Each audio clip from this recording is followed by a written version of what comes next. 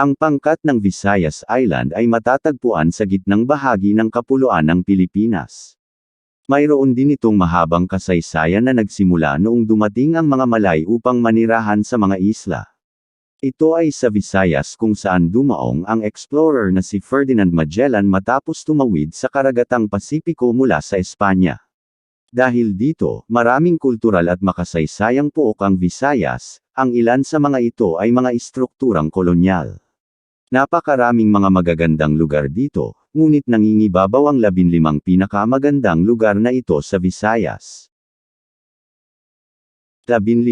Canzalacan Enchanted River, Negros Oriental.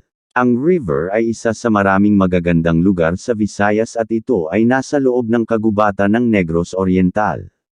Inilalarawan ng mga tao ang Canzalacan bilang enchanted dahil sa pare-pareho nitong malalim na berdeng kulay, isang bagay na bihirang mahanap. Ang ilog ay pinalamutian ng maliliit na batis at pabilog na mga porma ng bato na nagsisilbing maliliit na natural na pool. Ang pinakakilalang natural na butas ng tubig ay tinatawag na The Eye ng mga lokal. Napakalalim ng mga bahagi ng Canzalacan Enchanted River na hindi mo makita ang ilalim. 14. Mar Erison Island, Antique. Ang isla ay isang maliit na isla na nag-aalok ng tanawin ng dagat at kabundukan. Ito ay may mga bahura na naglalaman ng higit sa 100 uri ng matitigas na corals.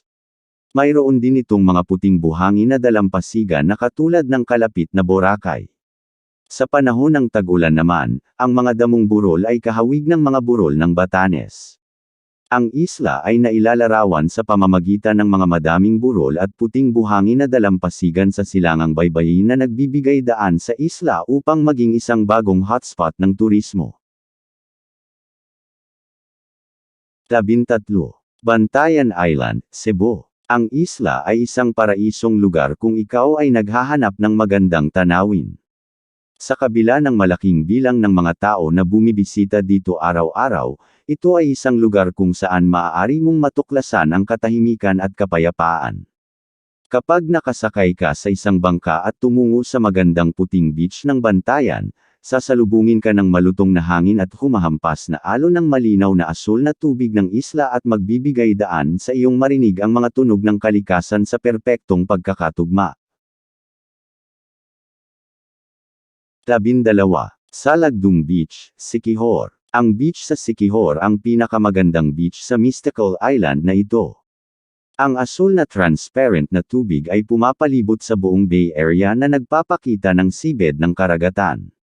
Ngunit ang paboritong spot ng isla ay ang 2 cliff jump spot nito, isa sa 20 talampakan at isa pa sa 30 talampakan, habang may mga built-up na lugar, ay napanatili ang kaakit-akit dahil sa mga kalapit na rock formation.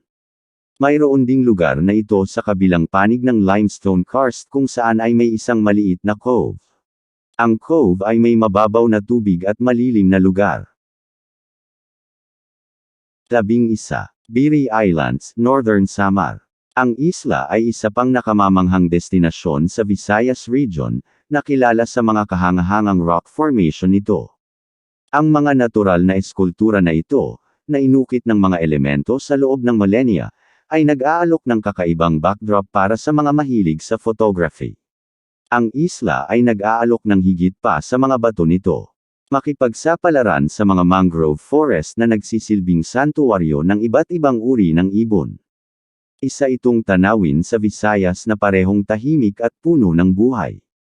Ang kayaking sa pamamagitan ng mga bakawan ay nag-aalok din ng isang matalik na karanasan sa kalikasan. 10. Osmeña Peak, Cebu. Ang peak ay ang pinakamataas sa lalawigan ng Cebu. Ito ay matatagpuan sa Southern Cebu, partikular sa bayan ng Dalaguete. Ang rurok ay 1,013 metro, o 3,323 feet, at nag-aalok ng mga nakamamanghang tanawin ng nakapalibot na mga bundok at mga kalapit na isla ng Bohol at Negros. Ang tuktok ay ipinangalan sa pamilya Osmeña, isang kilalang dinastiyang pampulitika ng mga Pilipino.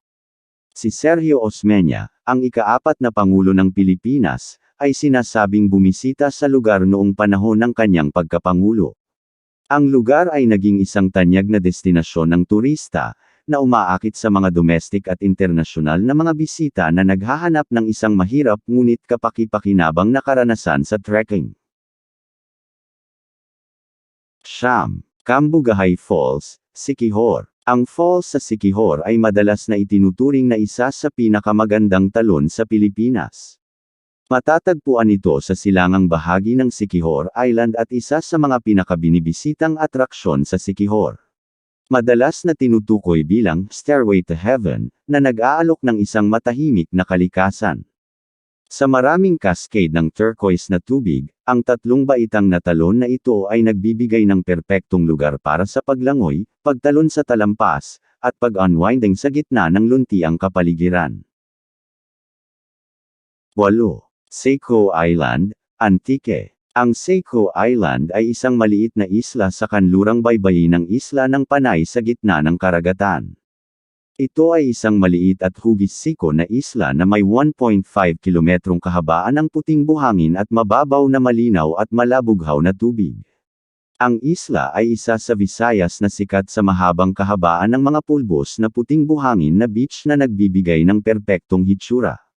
Ang nakapalibot na tubig ng Seiko Island ay napakalinaw at nakakaakit, na ginagawang perpekto para sa paglangoy, snorkeling, at iba pang water-based na aktibidad. 7.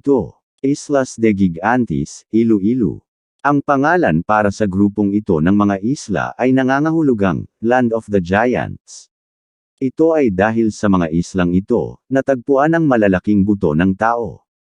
Akala ng mga tao noon na ang mga kalansay na ito ay mula sa mga higanti. Ang Islas de Gigantes ay isang pangkat ng mga isla na nasa baybayin mismo ng mga bayan ng Estancia at Carles sa hilagang silangan ng Iloilo. Isa ito sa pinakamagandang tourist spots sa Iloilo dahil napakaraming natural na bagay na makikita.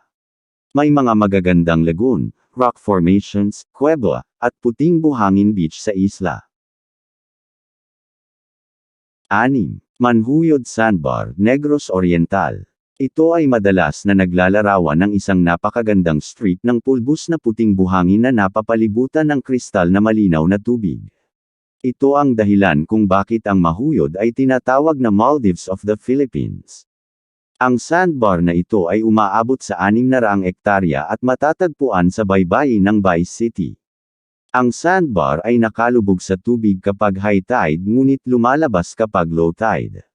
Ang mga cottage sa mga stilts ay nakakalat sa sandbar. Kapag high tide, tila lumulutang sa tubig ang mga cottage. Ang kombinasyon ng puting buhangin, malinaw na tubig, at asul na kalangitan ay dumadagdag sa isla na isang kamanghamanghang natural na atraksyon. 5. Kalangaman Island, Leyte. Ang isla ay madalas na tinutukoy bilang the crown jewel of Leyte. Ang islang ito ay isa sa mga nangungunang island hopping tourist spot sa Pilipinas dahil sa mapupulbos na puting buhangin, nakamamanghang sandbar, at malinaw na tubig.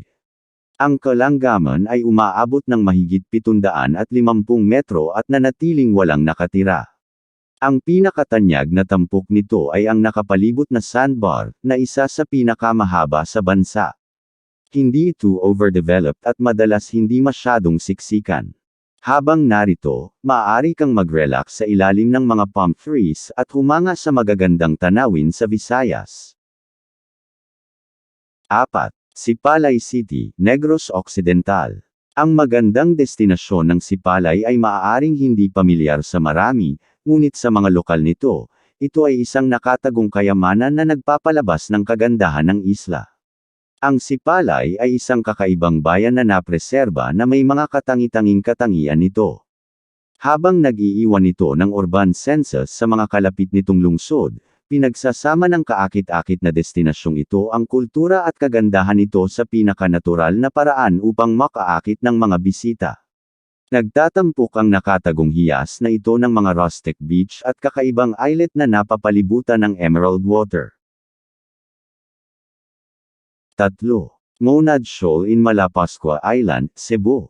Kung ikaw ay interesado sa diving sa Pilipinas, ang Monad Shoal ay isa sa mga ito. Ang isla ng Malapascua, Cebu ang tahanan ng sikat na dive site na ito. Ang Malapascua Diving ay kilala rin sa international diving community dahil ito ang pinakamagandang lugar sa mundo para makita ang mga bihirang thresher sharks. Ang Monad Shoal, na tinatawag ding Shark Point, ay binubuo ng talampas ng coral na umaabot sa lalim na humigit kumulang 20 metro. Ito ang site na nagpatanyag sa isla ng Malapascua sa buong mundo. Ang scuba diving ay nagbibigay sa iyo ng pinakamagandang pagkakataon na makita ang thresher sharks dahil ginagamit ng mga nilalang na ito ang lugar na ito bilang isang istasyon at tahanan nila. 2. Chocolate Hills, Bohol. Ang Hills ay isa sa mga paboritong atraksyon sa Bohol. Ang site na ito ay isang sikat na tourist spot sa Visayas at madalas na itinuturing na isa sa mga natural na wonder ng mundo.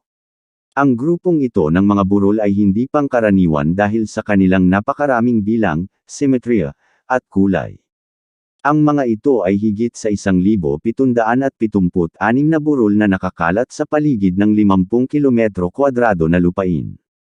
Karaniwang tinatakpan ng berdeng damo ang mga burol na ito.